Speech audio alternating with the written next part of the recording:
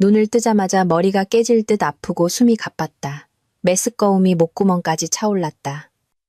품 안에는 인형처럼 예쁜 딸 아린이가 곤히 잠들어 있었다. 작은 손으로 내 옷자락을 꼭 쥔 채 고른 숨을 내쉬고 있었다. 침대 옆 협탁에는 텅 빈 수면제병이 뒹굴고 있었다. 나는 떨리는 손으로 휴대폰을 집어들어 119를 눌렀다. 다시 정신을 차렸을 때 코끝에 소독약 냄새가 가득했다. 다행히 제때 오셔서 위험한 고비는 넘겼습니다. 의사는 무덤덤하지만 무거운 목소리로 말했다. 보호자분께서는 우울증 환자의 심리 상태에 각별히 신경 쓰시고 다시는 극단적인 선택을 하지 않도록 잘 지켜보셔야 합니다. 알겠습니다, 의사 선생님. 감사합니다. 낮고 차분한 남자의 목소리가 들리고 병실 문이 닫혔다. 나는 천천히 눈을 떴다. 시야에 들어온 것은 얼음장처럼 차갑고 어두운 윤혁주의 얼굴이었다. 내가 한때 온 마음을 다해 사랑했지만 결국 냉대만을 돌려받은 남자. 아린이는? 목소리가 잠겨 갈라져 나왔다.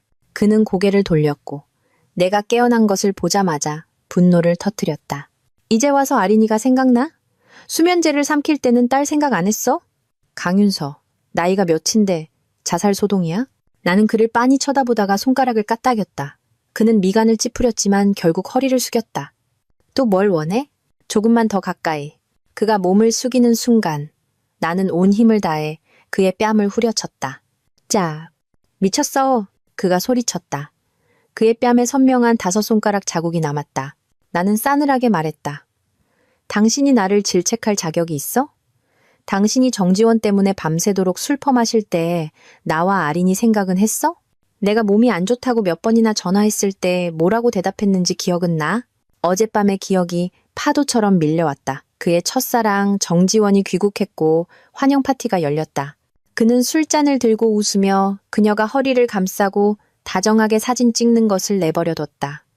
그리고는 보란듯이 자기 휴대폰으로 그 사진을 나에게 보냈다. 이미 우울증으로 피폐해질 대로 피폐해진 나는 그 사진을 보고 완전히 무너져 내렸다. 수십 통의 전화를 걸었지만 돌아온 것은 얼음처럼 차가운 한마디였다. 죽고 싶으면 죽어버려. 아무도 안 말려. 이제 와서 내 앞에 선 윤혁주는 이를 악물고 입술을 깨물었다. 나는 네가 죽음을 빌미로 협박하는 줄 알았지. 진짜일 줄은 몰랐어. 몰랐다고? 나는 그의 말을 날카롭게 끊었다. 정지원이 당신 손을 빌려 나를 모욕할 줄 몰랐다는 거야? 아니면 내가 진짜 죽으려 할 줄 몰랐다는 거야? 당신은 단 한 번도 나를 인간으로 대한 적 없잖아. 그는 할 말을 잃었다. 나는 입꼬리를 올리며 냉소했다. 내가 살아있는 걸 다행으로 생각해. 아니었으면 지금쯤 장례식장에서 효성스러운 남편 역할 하느라 무릎 꿇고 고기라도 하고 있었을 테니까. 강윤서! 그의 눈이 핏발로 가득 찼다. 고작 사진 한 장 때문에 죽고 살고 할 문제야? 도대체 뭘 더 원하는데? 그날 네가 술 취한 나를 덮치지 않았으면. 내가 당신을 덮쳤다고? 나는 그의 말을 단호하게 끊었다. 내가 술을 따랐어? 아니면 내가 당신 바지라도 벗겼냐고? 그는 처음으로 반박할 말을 찾지 못하고 멈칫했다. 나는 비웃으며 병실 창문을 열고 소리쳤다. 윤성그룹 윤혁주 대표, 제가 강간했습니다. 외침은 병원 복도를 뒤흔들었고 나무 위에 참새들까지 놀라 날아갔다. 그는 경악하며 내 팔을 잡아 끌었다. 얼굴이 새하얘졌다. 너 정말 미쳤구나. 나는 그의 손을 거세게 뿌리쳤다. 정말로 본인이 피해자라고 생각하면 고소해. 법과 여론 모두 당신처럼 불쌍한 남자를 보호해줄 테니 걱정 말고. 그는 할 말을 잃고는 말이 안 통하는군이라는 말만 남기고 씩씩거리며 나가버렸다. 나는 여유롭게 점심을 시켰다.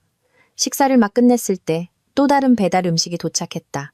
수치인 이름이 윤혁주님으로 되어 있는데요. 나는 배달 기사에게 돌려보냈다. 늦게 도착한 점심은 윤혁주의 뒤늦은 감정과 같아서 나에게 줘도 아무 의미 없어요. 그날 오후 병실에는 또 다른 불청객이 찾아왔다. 정지원이 아찔한 스틸레토 힐을 신고 위압적인 기세로 들어왔다. 울고불고 목을 매달아도 남자의 마음은 못 잡는 법이야. 강윤서 씨, 순순히 이혼해주는 게 좋을 거야. 이렇게 버텨봤자 당신한테 좋을 거 하나 없어. 나는 힘겹게 눈꺼풀을 들어 그녀를 훑어봤다. 정지원 씨, 내가 알기로 나와 결혼한 사람은 윤혁주 씨지. 당신이 아닌데. 이 결혼을 끝내고 싶으면 적어도 그 사람 입으로 직접 말하게 해야지. 그녀는 눈을 부릅뜨며 도발적으로 말했다. 모르는 척하지 마. 혁주 씨는 당신을 사랑한 적 없어. 이제 내가 돌아왔으니 두 사람은 곧 이혼하게 될 거야. 나는 옅은 미소를 지으며 눈썹을 치켜 세웠다. 어머, 그런데 왜 윤혁주 씨는 직접 이혼하자는 말을 못할까? 혹시 이혼할 마음이 전혀 없는 건 아니고? 헛소리 집어치워. 정지원이 으르렁거렸다. 그때 네가 내가 유학 간 틈을 탁 끼어들지만 않았어도 오늘날 윤 사모님 자리는 내 것이었어. 나는 테이블 위에 사과를 집어 한 입 베어 물며 느긋하게 대답했다. 정지원 씨, 사람 너무 욕심부리면 안 돼. 옛날에 윤혁주 씨 집안 망했을 때 당신은 뒤도 안 돌아보고 떠났잖아. 이제 와서 유학 가서 만난 재벌 2세한테 차이고 당신 어머니도 그 집에서 쫓겨나니까 슬그머니 돌아와서 잘 익은 감이나 따먹으려는 속셈이지. 고스톱에서 광만 팔고 피만 먹으려드니 판 끝나고 점수 계산할 때 내 몫이 있겠어? 나는 잠시 말을 멈추고 그녀의 눈을 똑바로 쳐다보며 싸늘하게 말했다. 그리고 당신처럼 첫사랑이랍시고 귀국해서 본처를 도발하는 캐릭터, 웹소설에서는 포경용 조연이라고 부르는데 그 결말이 어떨지는 잘 알 텐데. 정지원의 얼굴이 새하얗게 질렸다. 헛소리 마. 그 주둥이를 찢어버릴 거야. 그녀가 달려들어 손을 휘두르려 했다. 나는 피할 생각도 없이 들고 있던 사과를 그대로 던졌다. Die. 사과는 정확히 그녀의 이마에 명중했다. 그녀가 정신을 차리기도 전에 병실문이 벌컥 열렸고 튕겨나온 사과는 막 들어서던 윤혁주의 이마에 정확히 떨어졌다. 더블킬이네. 나는 눈썹을 까딱이며 비웃었다. 어쩜 타이밍도 참 잘 맞춰서 오시네. 윤혁주는 이마를 감싸쥔 채 얼굴을 굳혔다. 강윤서! 또 무슨 관계야? 정지원은 재빨리 그의 팔에 매달리며 불쌍한 척했다. 혁주씨, 난 그냥 윤서씨 병문안 온 것뿐인데 이렇게까지 화를 낼 줄은 몰랐어요. 어제 일은 오해라고 설명 좀 해줘요. 그 사진 원래 나 혼자 간직하려고 했는데 실수로. 나는 웃으며 말을 끊었다. 아, 그럼 윤혁주 씨 휴대폰에 당신 이름도 지다우로 시작하나 보네. 정지원이니까. 뭐 쌍년일 수도 있겠지만. 뭐라고? 정지원이 분노로 얼굴이 시뻘개져 소리쳤다. 나는 태연하게 휴대폰을 꺼내 라이브 방송을 켰다. 안녕하세요 여러분. 지금부터 윤성그룹 윤혁주 대표, 상간녀 데리고 병원 와서 본처 내쫓는 현장 독점 생중계합니다. 채널 고정, 팔로우 필수. 너 미쳤어. 윤혁주가 분노에 차소리쳤다. 정지원이 달려들어 휴대폰을 낚아채 라이브 방송을 껐다. 화면은 그녀의 흉측한 얼굴에서 멈췄다. 고작 7초짜리 방송이었지만 그날 밤 실시간 검색어 1위를 차지했다. 윤혁주와 정지원의 이름이 온 인터넷을 도배했다. 깊은 밤. 그가 문을 열고 들어와 침대 옆 의자에 지친 듯 앉았다. 사진 한 장 때문에 이 난리를 피우는 거야. 이제 그만할 때도 되지 않았어? 나는 눈을 떴다. 시선이 얼음장처럼 차가웠다. 사진 한 장 때문이 아니야. 1915일 밤낮으로 쌓인 수많은 배신과 수많은 양보가 내 심장을 갈기갈기 찢어놓은 거지. 그리고 죽고 싶으면 죽어라는 당신의 그 독한 한마디가 마지막 지푸라기였어. 강윤서는 그 결혼 생활 속에서 죽었고 지금의 나는 잿더미 속에서 일어선 사람일 뿐이야. 그는 미간을 찌푸렸다. 방금 뭐라고 했어? 나는 그를 똑바로 보며 또박또박 말했다. 꺼지라고. 그의 표정이 굳어졌다. 간신히 분노를 억누르며 말했다. 좋게 말할 수는 없는 거야?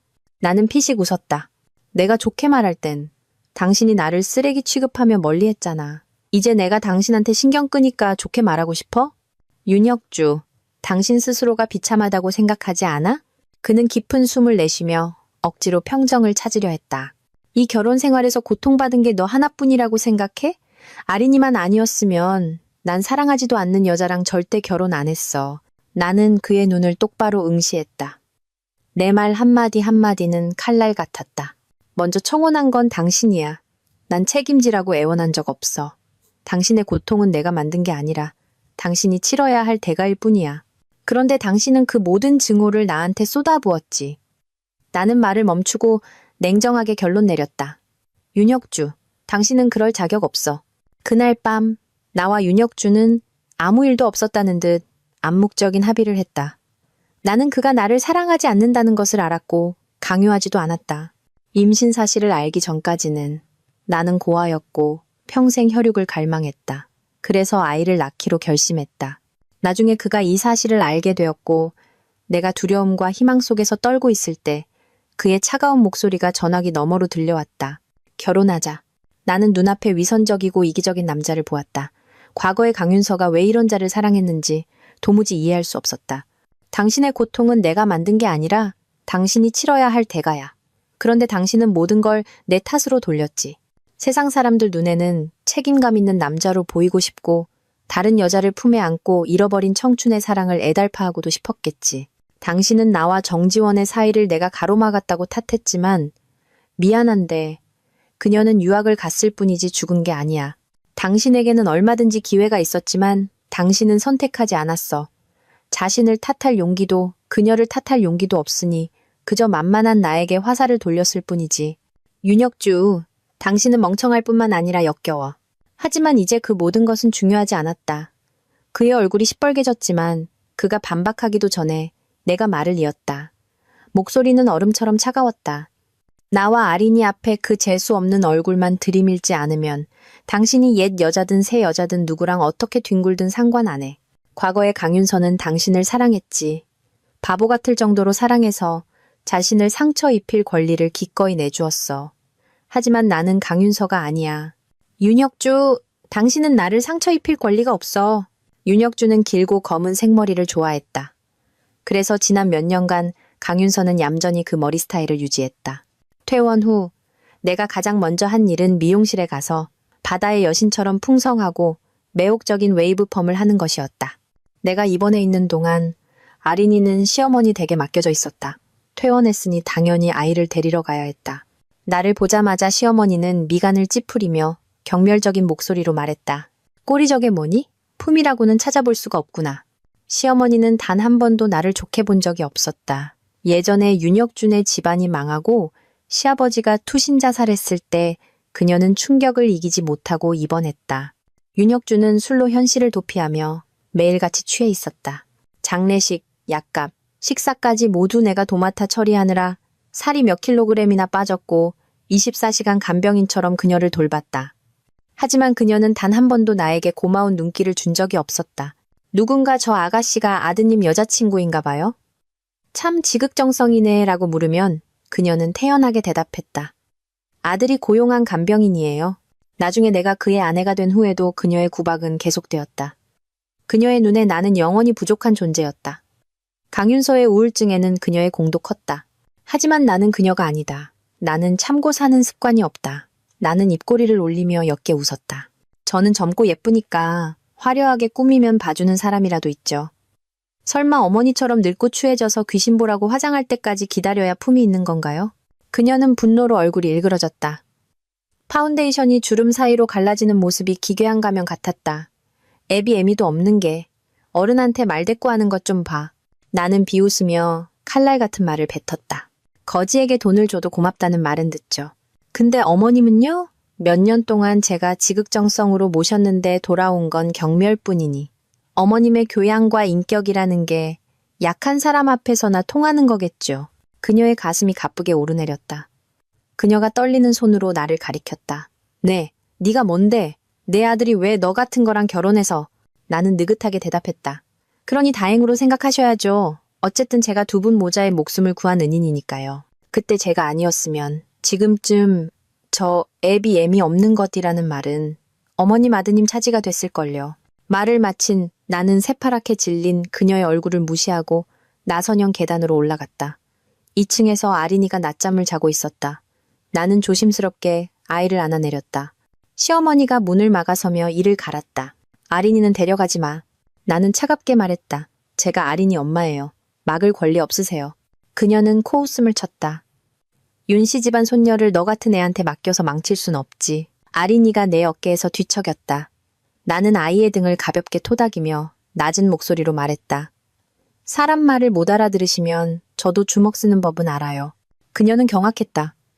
네가 감히 나한테 손찌검을 하겠다고? 나는 눈썹을 치켜떴다. 시선이 칼날처럼 스쳐 지나갔다. 한번 해볼까요? 그녀는 부들부들 떨며 휴대폰을 꺼냈다. 혁주한테 전화해서 당장 이혼하라고 할 거야. 나는 아린이를 안고 태연히 그녀를 지나쳐 나왔다.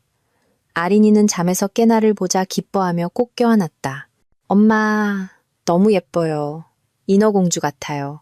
나는 웃으며 아이의 뺨에 입을 맞췄다. 우리 엄마의 인어공주님.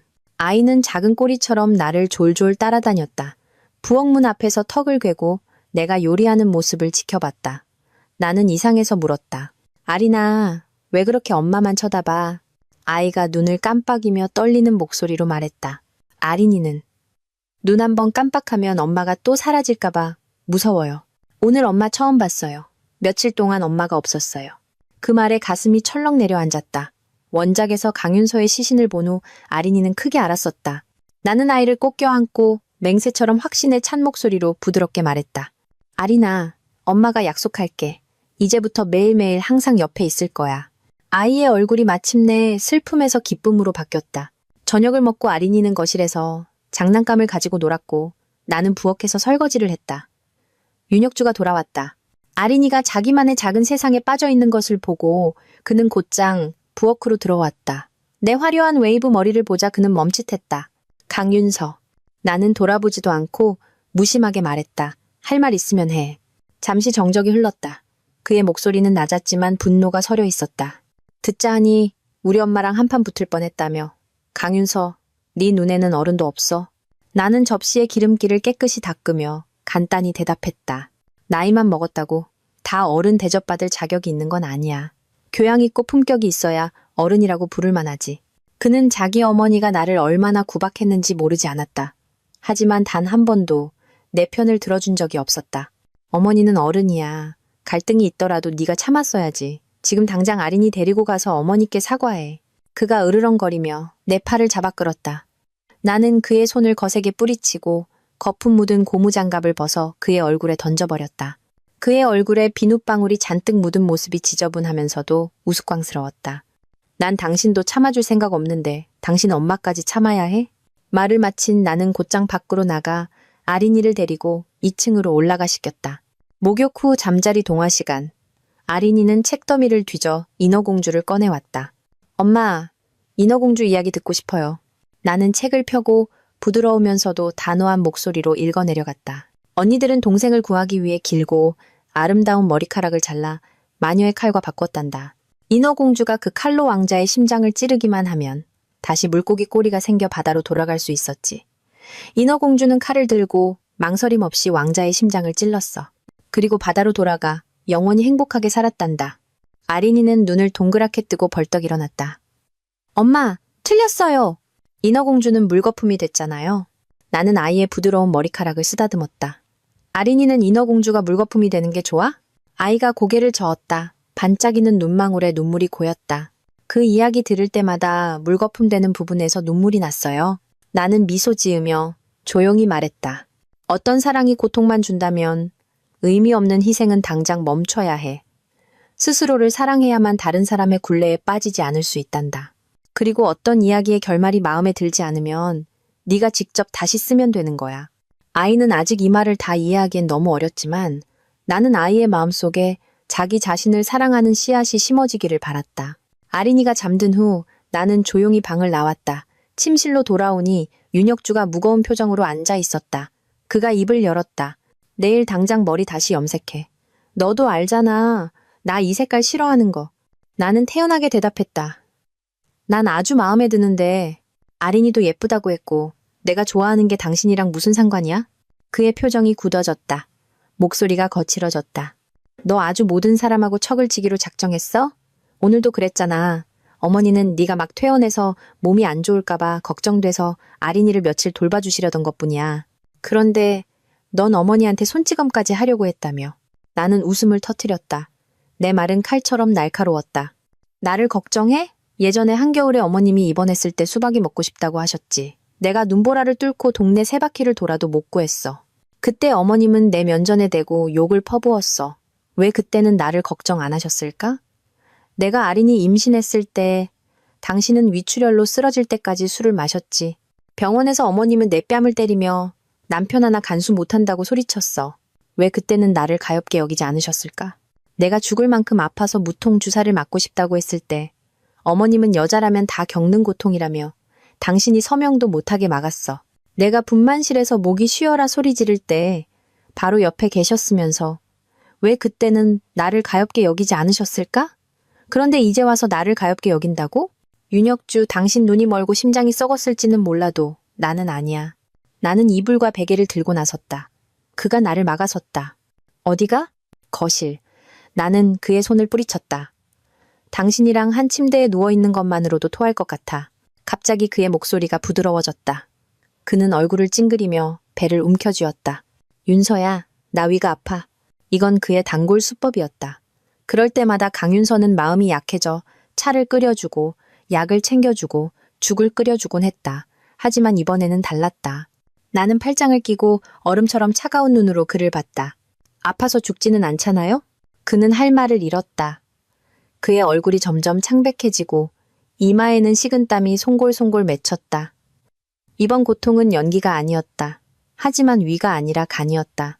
오랜 음주가 그의 몸을 망가뜨린 것이다. 그는 내게서 한 줄기 동정심이라도 찾아내려는 듯 나를 뚫어지게 쳐다봤지만 내 눈에는 차가운 무관심뿐이었다. 이제 그는 깨달았을 것이다. 내가 정말로 더 이상 신경 쓰지 않는다는 것을. 마치 과거에 내가 애간장이 끊어지도록 울 때 그가 차갑게 등을 돌렸던 것처럼. 윤서야, 그의 목을대가 막혔다. 그때 전화벨이 울렸다. 정지원이었다. 그는 미간을 찌푸리며 전화를 끊었지만 몇 초 후 그녀는 다시 전화를 걸어왔다. 그의 눈빛이 흔들렸다. 나는 비웃으며 몸을 돌려 밖으로 나갔다. 다음날 아침 윤혁주가 퀭한 눈으로 내려왔다.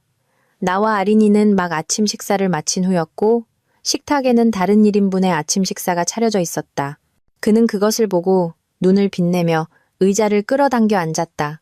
콩국 한 모금을 마시며 애써 태연한 척했다. 아침에는 블랙커피를 마시는 습관이 있지만 콩국도 나쁘지 않군. 나는 아린이의 입을 닦아주며 무심하게 말했다.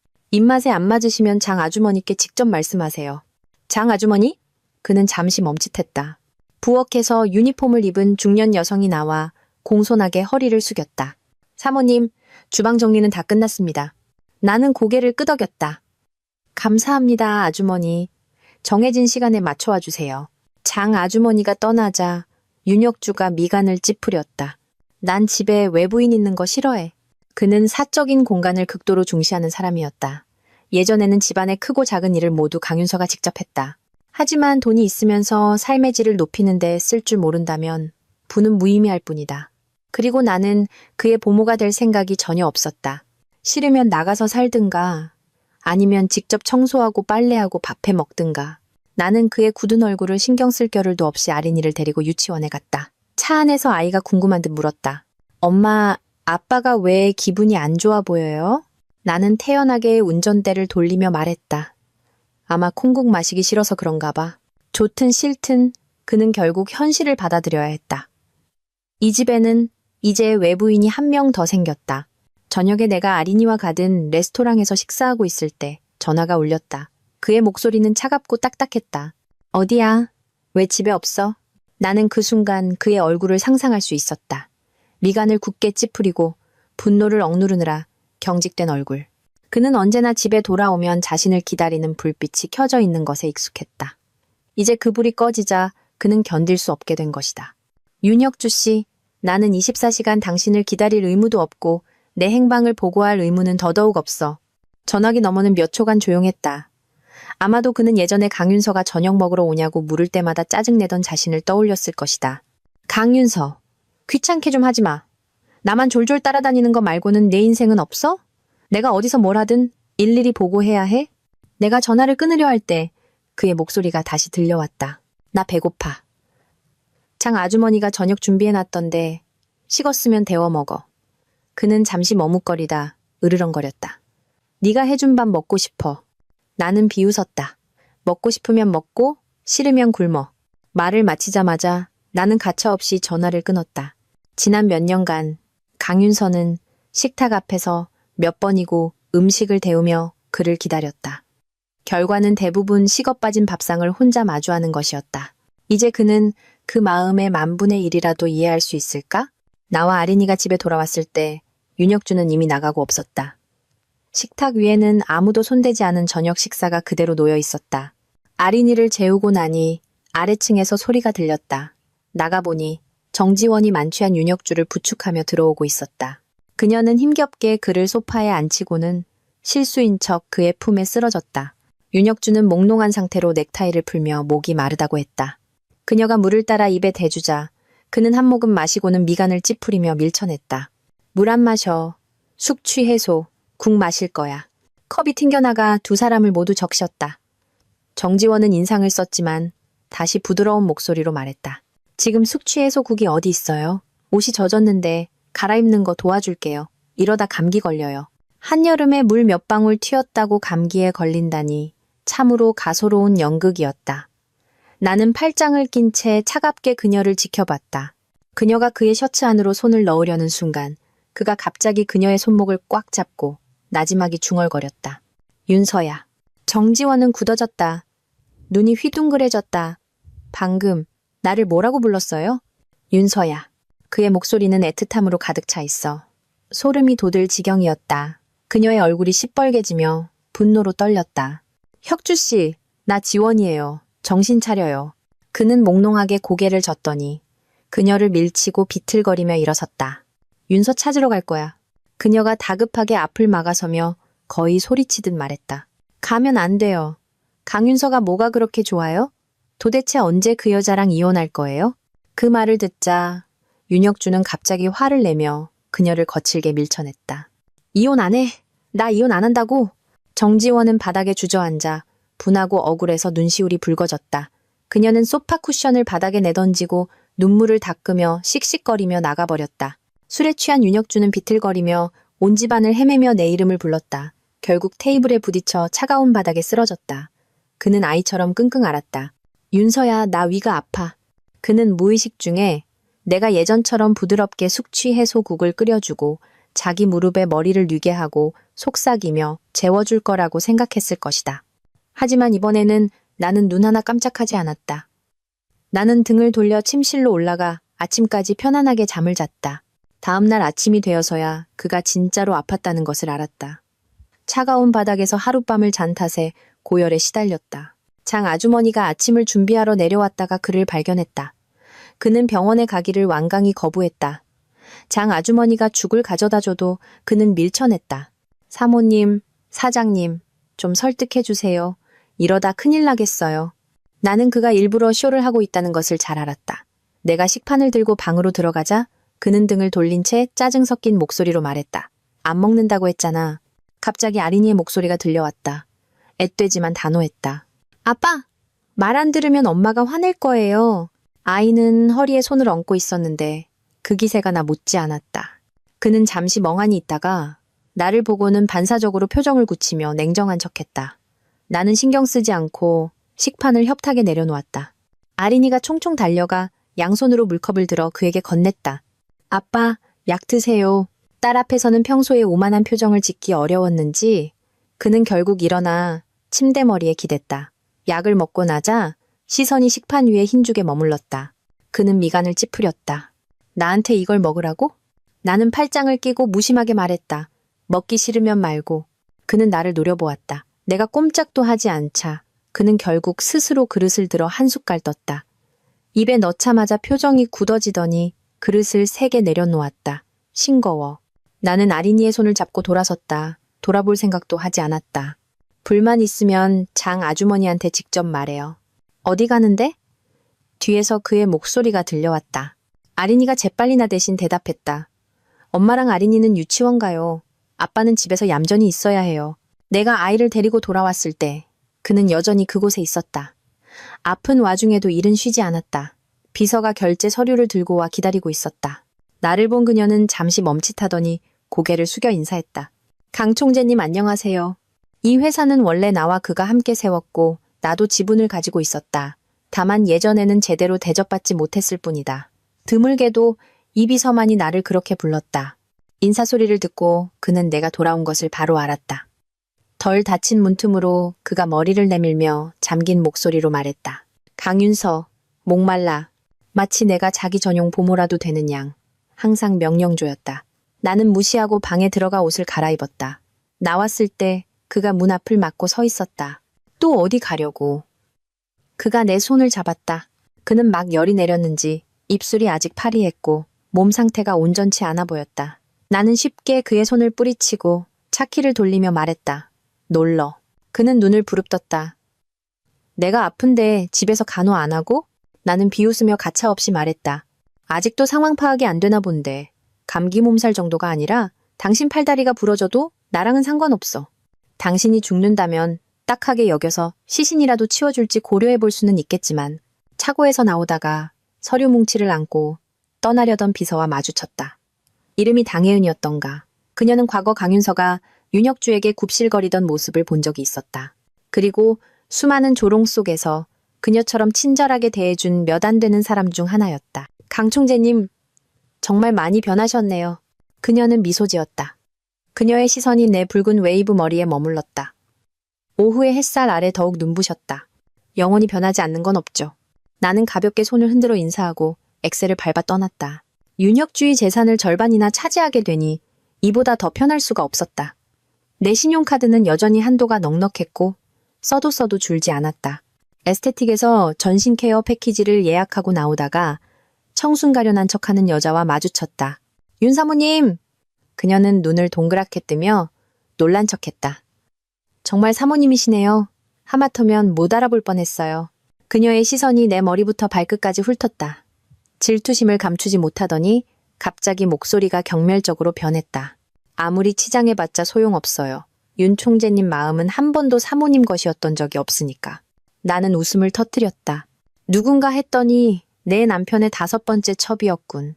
그녀는 한때 그가 총애하던 정부였다. 아나무인 격으로 집까지 찾아와 강윤서에게 자리를 내놓으라고 소리치던 여자였다. 그에게서 버림받고 자취를 감췄다가 이제 와서 다시 나타난 것이다. 나는 주변 사람들이 들을 수 있을 정도로만 말했다. 에스테틱에는 사람들이 꽤 있었고 즉시 여러 시선이 쏠렸다. 그녀의 얼굴이 시뻘개졌다. 무슨 헛소리예요. 5번째 첩이라니요? 나는 고개를 갸웃하며 동정 어린 눈빛으로 말했다. 상간녀 축에도 못 끼고 애인인데도 서열이 5위라니. 5번째 첩씨, 정말 안 됐네요. 옆에 있던 손님들 사이에서 킥킥거리는 웃음소리가 터져나왔다. 살인이라도 저지를 듯한 굴욕적인 시선 속에서 나는 유유히 선글라스를 끼고 자리를 떴다. 에스테틱 옆에는 새로 생긴 조용하고 아늑한 카페가 있었다. 나는 창가 자리에 앉아 애프터눈 티세트를 시켰다. 한 무리의 젊은 대학생들이 웃으며 지나가다가 흰 티셔츠를 입은 남학생 한 명이 친구들에게 떠밀려 내 앞에 어색하게 섰다. 얼굴이 새빨갰다. 저기, 누나, 제가 커피 한 잔 사드려도 될까요? 젊음이란 참 사랑스러웠다. 보기만 해도 마음이 가벼워졌다. 나는 미소를 지으며 말했다. 친구들 다 이리 오라고 해요. 내가 애프터눈 티 쏠게요. 그날 저녁 나와 아린이가 돌아왔을 때 장 아주머니는 이미 저녁 식사를 준비해 놓았다. 윤혁주는 식탁에 앉아 있었는데 얼굴이 먹구름처럼 어두웠다. 나는 그가 또 무엇 때문에 기분이 상했는지 짐작할 생각도 하지 않았다. 장 아주머니의 갈치조림은 아린이가 가장 좋아하는 음식이었다. 나는 아이를 위해 생선가시를 발라주는데 집중했다. 갑자기 심하게 기침하는 소리가 들렸다. 고개를 들어보니 그가 생선가시가 목에 걸려 얼굴이 시뻘개져 있었다. 그 역시 생선을 좋아했지만 가시를 발라낼 줄 몰랐다. 예전에는 늘 강윤서가 정성껏 발라주었다. 나는 그를 한번 쳐다보고는 다시 아이를 위해 가시를 발라주었다. 한마디도 하지 않았다. 결국 그는 젓가락을 식탁에 세게 내려놓았다. 얼음장 같은 얼굴로 한마디 말도 없이 자리에서 일어나 위층으로 올라가 버렸다. 아린이가 잠든 후 윤혁주가 문 밖에서 기다리고 있었다. 너랑 할 얘기가 있어. 나는 쳐다보지도 않고 거실로 향했다. 나랑 당신 사이엔 할 얘기 없어. 그 어린 놈이랑은 할 얘기가 있고? 그가 휴대폰을 내밀었다. 몰래 찍은 사진이었다. 사진 속 나는 젊은 남자와 마주 앉아 환하게 웃고 있었다. 그의 얼굴은 폭풍전야처럼 어두웠다. 매일 아침에 나가서 밤에 들어오는 게 그놈이랑 놀아나려고 그런 거였어? 나는 차갑게 웃었다. 목소리가 칼날 같았다. 윤혁주, 당신의 그 더러운 머리로 남을 함부로 판단하지 마. 스킨십 하나 없는 사진 한 장으로 온갖 상상을 다 하는 걸 보니 눈빛만 마주쳐도 침대로 직행하는 당신 같은 부류는 세상 사람들도 다 당신처럼 더러운 줄 아나 보지. 그의 눈이 붉어졌다. 그는 분노에 차 나를 벽으로 밀어붙였다. 내가 더럽다고? 나는 그의 어깨를 짓누르는 손을 하나씩 떼어내며 경멸적으로 말했다. 반박이라도 할 셈이야? 당신 침대에 안 올라가 본 여자가 몇이나 될까? 자존심도 없는 남자는 공중 화장실 쓰레기통이나 마찬가지야. 윤혁주, 당신은 한 번 더 쳐다보기도 역겨울 만큼 더러워. 잘났어 정말. 그는 비웃으며 갑자기 내 팔을 꺾고 무릎으로 내 다리 사이를 비집고 들어와 강제로 키스했다. 나는 피할 수 없자 그의 입술을 세게 깨물었다. 비릿한 피맛이 입안에 퍼졌다. 아파! 그가 나를 놓아주었다. 나는 즉시 그의 소나귀에서 벗어나 온 힘을 다해 그의 뺨을 후려쳤다. 그의 얼굴이 옆으로 돌아갔다. 그는 주먹을 꽉 쥐었다가 풀었다. 내가 밉지? 미움? 그건 옛날에 강윤서한테나 어울리는 말이지. 지금의 나는 아무 감정도 없어. 그냥 당신이 눈앞에서 사라져줬으면 할 뿐이야. 그는 대답 없이 침묵했다. 나는 그의 옆을 지나가며 손등으로 입술에 묻은 더러움을 닦아냈다. 그날 이후 그는 나에게 쌀쌀맞게 굴었다. 한 집에 살았지만 남보다 못한 사이였다. 나는 오히려 조용하고 편안했다. 어느 날 오후 아린이를 데리러 유치원에 갔는데 선생님이 할머니가 아이를 데려갔다고 말했다. 나는 즉시 미간을 찌푸리고 그녀의 집으로 차를 몰았다. 나를 보자 그녀는 찻잔을 세게 내려놓으며 말했다. 내가 내 손녀 납치라도 한 줄 알겠네. 내가 할머니인데 손녀가 보고 싶어서 잠시 데려온 것도 안 돼? 나는 태연하게 앉았다. 손녀 만나는 걸 누가 막아요. 하지만 데려가기 전에 아이 엄마인 저한테 먼저 알려야지. 도둑처럼 몰래 데려가는 건 아니죠. 그녀는 코웃음을 쳤다. 네가 뭔데? 내가 내 손녀 데려가는데 네 허락까지 받아야 해? 나는 침착하게 고개를 끄덕였다. 네, 제가 아린이의 법적 보호자니까요. 제가 동의하지 않으면 어머님은 아이를 데려갈 권리가 없어요. 그녀는 분노로 몸을 떨었다. 네, 속셈을 내가 모를 줄 알아? 그때 내 임신한 걸로 윤씨 집안에 기어들어오더니 이제는 애를 빌미로 이혼 안 하려고 버티는 거지. 똑똑히 들어도 아린이한테는 새엄마가 될 사람이 널렸어. 그녀의 말에 나는 섬뜩한 경계심을 느꼈다. 이곳에 들어온 이후로 아린이를 보지도 아이의 목소리를 듣지도 못했다. 내 표정이 싸늘하게 굳었다. 아린이는 어디 있어요? 그녀는 비웃었다. 지원이랑 놀러 나갔어. 머릿속에서 분노가 폭발했다. 어머님 아들의 내연녀한테 제 딸을 맡기셨다고요? 그녀가 책상을 내리쳤다. 내연녀는 무슨? 혁주는 조만간 너랑 이혼할 거야. 그때가 되면 지원이가 아린이 새엄마가 될 테니 미리 친해져서 나쁠 거 없지. 나는 웃었지만 그 웃음은 얼음처럼 차가웠다. 저희 부부 일에 참견하지 마세요. 시아버님이 일찍 돌아가신 게 안타깝네요. 저승길에 어머님도 같이 데려가셨어야 했는데. 말을 마친 나는 뒤에서 들려오는 찻잔 깨지는 소리와 욕설을 무시하고 돌아섰다. 휴대폰을 꺼내 윤혁주에게 전화하려던 순간 병원에서 전화가 왔다. 아린이가 물에 빠졌다고 했다. 내가 병원에 달려갔을 때 정지원은 윤혁주에게 매달려 비 오듯 울고 있었다. 다 내 잘못이야. 아린이를 잘 돌봤어야 했는데 호숫가가 위험하다고 했는데 애가 너무 놀고 싶어 해서 잠깐 한눈판 사이에. 말을 하던 그녀는 내가 다가오는 것을 보고는 얼굴이 굳어지더니 재빨리 윤혁주 등 뒤로 숨었다. 그가 팔을 벌려 나를 막았다. 강윤서, 진정해. 짝.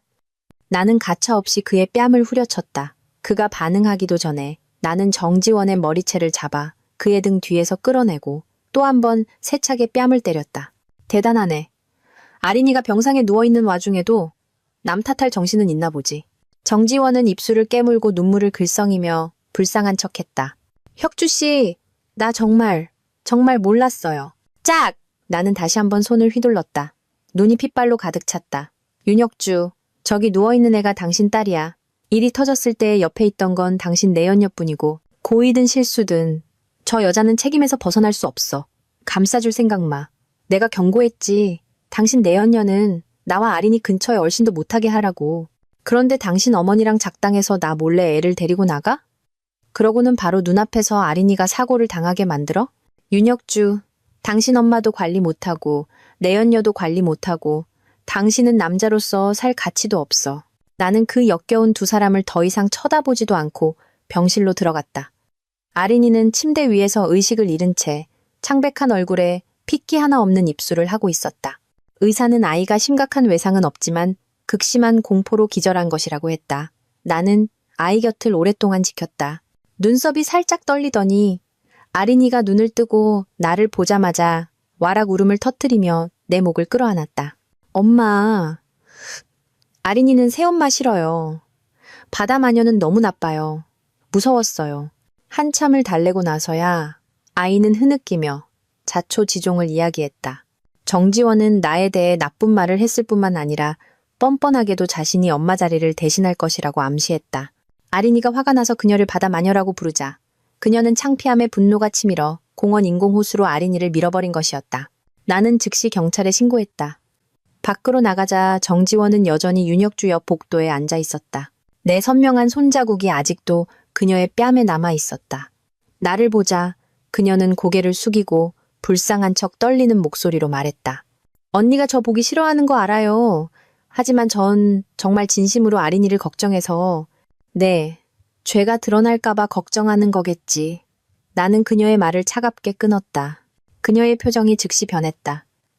눈빛이 불안하게 흔들렸다. 언니, 무슨 헛소리를 하세요? 말이 끝나기도 전에 복도 끝에서 경찰관 몇 명이 다가왔다. 나는 그녀를 보며 차갑게 입꼬리를 올렸다. 할 말 있으면 경찰한테 해. 정지원은 연행되면서 울며 억울하다고 소리쳤지만 현장에는 CCTV가 있었다. 영상에는 그녀가 창피함에 분노해 아린이를 물로 미는 장면이 명확히 찍혀 있었다. 나는 변호사를 선임하여 그녀를 살인미수 혐의로 고소했다. 그녀는 구치소에 수감되었다. 그녀가 유일하게 만나고 싶어 한 사람은 윤혁주였다. 하지만 그는 오지 않고 나를 찾아왔다. 죄책감 가득한 얼굴로 말했다. 윤서야, 미안해. 그녀가 그런 짓을 할 줄은 몰랐어. 나는 아린이의 퇴원 수속을 밟으며 고개도 들지 않았다. 당신이 사과해야 할 사람은 당신 딸이야. 당신 같은 아빠만 아니었으면 아린이가 이런 날벼락을 맞을 일도 없었어. 그는 할 말을 잃고 입술을 깨물었다. 내가 잘못 처리했어. 정지원 일은. 네가 원하는 대로 해. 난 더 이상 관여 안 할게. 나는 그를 힐끗 쳐다봤다. 잊지 마. 당신 어머니도 공범이야. 다시는 아린이 앞에 그분이 나타나지 않았으면 좋겠어. 할 수 있어? 그는 오랫동안 침묵하다가 마침내 고개를 끄덕였다. 알았어. 약속할게. 그 후로 시어머니는 정말로 나와 아린이의 시야에서 사라졌다. 하지만 그 대신 내 눈에 거슬리는 사람은 바로 윤혁주였다. 그는 주변의 모든 여자를 정리하고 술자리도 거절하며 바람난 남편이 가정으로 돌아와 좋은 남편, 좋은 아빠 역할을 하려고 애썼다. 그는 아린이를 유치원에 데려다주고 함께 놀아주고 잠들기 전에 동화를 읽어주었다. 아린이는 예전에 무심했던 아빠의 변화에 놀라면서도 기뻐했다. 나는 간섭하지 않았다.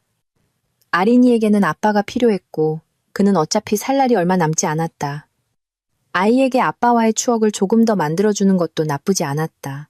하지만 윤혁주는 내 침묵을 용서로 오해했다. 아이와 함께하는 시간 외에 그는 나와도 가까워지려고 노력했다. 어느 날 퇴근길에 그는 꽃다발을 사와서 내 앞에 내밀었다.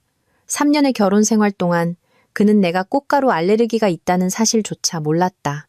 나는 계속 재채기를 했고 결국 그 꽃다발은 그의 손에 의해 쓰레기통에 버려졌다. 그는 기대감에 차있던 눈으로 나를 보다가 이내 당혹스러워했다. 미안해.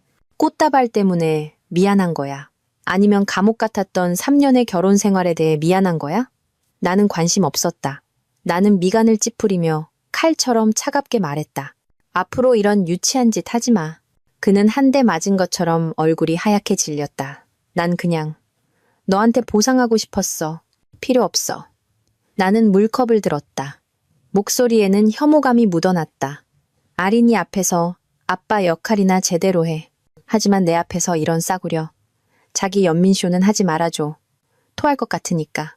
내 말에 그는 할 말을 잃고 얼굴이 파랗게 질렸다. 꽃다발 하나로 그가 준 상처를 어떻게 보상할 수 있겠는가. 나는 그와 함께 깨진 거울이 다시 붙는 싸구려. 연극을 할 마음이 전혀 없었다. 내가 돌아서려 하자 그가 갑자기 내 손을 잡으며 거친 목소리로 말했다. 결혼 반지 뺐네. 그 반지는 아린이가 퇴원하던 날 이미 뺐었다. 그는 이제야 알아차린 것이다. 나는 웃었다. 싫어서 뺐어. 문제 있어? 그는 망연자실했다. 그것은 과거에 그가 강윤서의 얼굴에 가차없이 던졌던 대답이었다. 그녀가 자기 돈으로 산 결혼 반지를 그는 단 한 번도 끼지 않았다. 그녀에게 그것은 윤 사모님이라는 신분의 유일한 상징이었지만 그의 눈에는 한 푼의 가치도 없었다. 나는 그의 굳은 얼굴을 보며 묘한 쾌감을 느꼈다. 윤혁주, 난 그냥 당신이 나한테 했던 그대로 돌려주는 것뿐이야. 고작 이 정도에 벌써 견디기 힘들어? 그의 손가락이 내 손목을 꽉 쥐었다.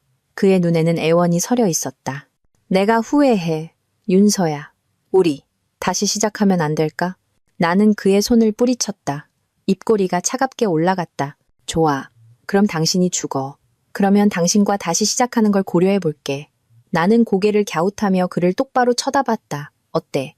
죽을 자신 있어? 윤혁주는 온갖 방법으로 내 마음을 돌리려 했지만 내 마음은 이미 돌처럼 굳어 아무것도 움직일 수 없었다. 결국 어떤 방법으로도 내 마음을 움직일 수 없다는 것을 깨달았을 때 그는 완전히 무너졌다. 시간은 그를 성장시키지 못했고 오히려 더 비참하게 만들었다. 어려움이 닥치면 도망치고 술로 자신을 마비시켰다. 어느 날 밤 그는 만취한 채 비틀거리며 내 방문을 두드렸다. 입으로는 계속해서 왜 나를 다시 사랑해 줄 수 없는 거야? 라고 중얼거렸다. 나는 아린이가 깰까봐 걱정되었다. 술 취한 아버지는 어떤 아이에게든 어린 시절의 악몽이다. 나는 문을 열고 내 발치에 무릎 꿇고 있는 그를 내려다봤다. 당신 꼴 좀 봐. 윤혁주, 당신한테 내가 사랑할 만한 구석이 남아있다고 생각해? 그는 고개를 들었다. 덥수룩한 수염, 술로 얼룩진 흰 셔츠는 걸레처럼 구겨져 있었고 넥타이는 비뚤어져 있었다. 내 눈에 보이는 것은 초라하고 더러운 남자뿐이었다. 그는 악취나는 쓰레기더미나 다름없었다. 하지만 그의 눈은 물에 빠져 죽기 직전에 사람이 지푸라기라도 잡은 것처럼 빛났다. 그는 절박하게 내 발목을 붙잡았다. 윤서야, 용서해줘. 다시는 너를 슬프게 하지 않을게. 우리 결혼식 다시 올리자. 네가 꿈꾸던 발리에서 햇살과 바다, 풍선과 캠프파이어 다 해줄게. 그는 모든 것을 알고 있었다. 과거 강윤서의 아쉬움과 기대를 그는 모두 알고 있었다. 하지만 안다고 해서 무엇이 달라지는가? 그가 소중히 여겼던가? 나는 그의 몸을 세게 걷어찼다. 당신 약속은 당신이란 인간처럼 내 눈에는 다 쓰레기야. 윤혁주의 눈이 붉어지며 소리쳤다. 하지만 예전엔 네가 나를 그렇게 사랑했잖아. 나는 입꼬리를 올리며 차갑게 웃었다. 그건 예전 얘기지. 지금은 그런 당신을 선택했던 내 자신이 역겨울 뿐이야. 그는 믿지 않았다. 미친 사람처럼 웃다가 울었다. 예전엔 내가 너한테 아무리 상처를 줘도 넌 날 용서했어. 강윤서, 넌 날 그렇게 사랑했는데 어떻게 날 버릴 수 있어. 그의 눈빛이 갑자기 굳어지며 떨렸다. 설마 네 마음에 다른 사람이 생긴 거야? 나는 인내심을 잃고 그의 가슴을 세게 밟았다. 모든 사람이 당신처럼 비열한 건 아니야. 난 이제 당신을 사랑하지 않아. 당신이 필요 없어. 이래도 이해가 안 돼? 그는 안도의 한숨을 내쉬며 스스로를 속였다. 다른 사람이 생긴 게 아니라면 다행이야. 그럼 아직 기회가 있다는 거잖아. 나는 돌아서서 문을 닫으려 했다. 하지만 그가 갑자기 내 손목을 잡아 바닥으로 넘어뜨렸다. 붉게 충혈된 젖은 눈으로 나를 봤다. 한 번만 안아보자. 역한 술 냄새와 함께 더러운 입술이 내 목덜미에 어지럽게 닿았다. 그는 치마 속으로 손을 넣으며 정신 나간 사람처럼 중얼거렸다. 오랫동안 잠을 제대로 못 잤어. 눈만 감으면 네가 보여. 윤서야, 너를 잃을까봐 너무 무서워. 내 손이 바닥에 있던 빈 술병에 닿았다. 나는 그것을 집어들어 그의 머리를 내리쳤다. 따부! 선혈이 튀었고 뜨거운 피가 내 얼굴에 묻었다. 나는 일어나 그를 계속해서 걷어찼다. 비열한 놈. 분노를 모두 쏟아낸 후 나는 구급차를 불렀다. 윤혁주는 병원으로 실려가 우연히 간암말기 진단을 받았다. 의사는 그에게 남은 시간이 6개월뿐이라고 했다. 그의 어머니는 울부짖으며 나를 여우 같은 년이라고 욕하면서도 제발 한 번만 만나달라고 애원했다. 하지만 나는 그때 아린이와 함께 발리의 황금빛 햇살과 푸른 바다를 만끽하고 있었다. 귀국 후 나는 혼자 병원을 찾았다. 그는 앙상하게 마르고 머리카락이 빠져 초췌했지만 나는 여전히 눈부신 붉은 머리를 하고 있었다. 그가 떨리는 목소리로 물었다. 이번에 돌아오면 다시는 안 떠날 거지? 나는 침대 가장자리에 앉아 차갑게 말했다. 내가 죽어가는 사람을 불쌍히 여겨서 모든 걸 용서하고 당신 손잡고 마지막 길을 함께 할 거라고 생각해? 그의 눈에 희미한 희망이 어렸다. 난 절대 당신을 용서하지 않아. 나는 그의 눈을 똑바로 보며 칼날 같은 말을 뱉었다. 윤혁주, 난 당신이 죽어서 당신 재산을 상속받을 날만 기다리고 있어. 희망이 산산조각 났다. 그의 눈은 텅 비어버렸다. 그가 죽자 그의 어머니는 내가 재산을 가로챘다며 소송을 걸었다. 나는 비웃었다. 회사는 나와 그가 함께 세웠고 결혼 전 그는 아무것도 없었다. 차, 집, 돈, 부동산 모두 부부 공동 재산이었다. 이제 그가 죽었으니 법적으로 그녀는 그녀 몫만 받을 수 있었다. 아, 그리고 지금 사시는 집은 제가 팔았으니 일주일 안에 짐 빼세요. 무슨 근거로? 그녀는 경악했다. 실제 자본을 투자한 사람이 저고 집도 제 명이라는 사실을 근거로요. 그녀는 입을 다물고 떠났다. 나는 회사의 최대 주주가 되었다. 아니, 이제는 강성그룹이라고 불러야 할까. 하지만 서두르지 않았다. 전문 경영인을 고용해 회사를 맡기고 나는 유학을 떠났다. 금융과 경영학을 공부하며 미래를 준비했다. 출국하는 날 변호사가 윤혁주가 죽기 전에 쓴 편지를 건네주었다. 나는 열어보지 않고 그대로 쓰레기통에 던져버렸다. 죽은 사람은 과거와 함께 묻어야 한다. 나와 아린이는 이제 새로운 삶을 시작할 것이다.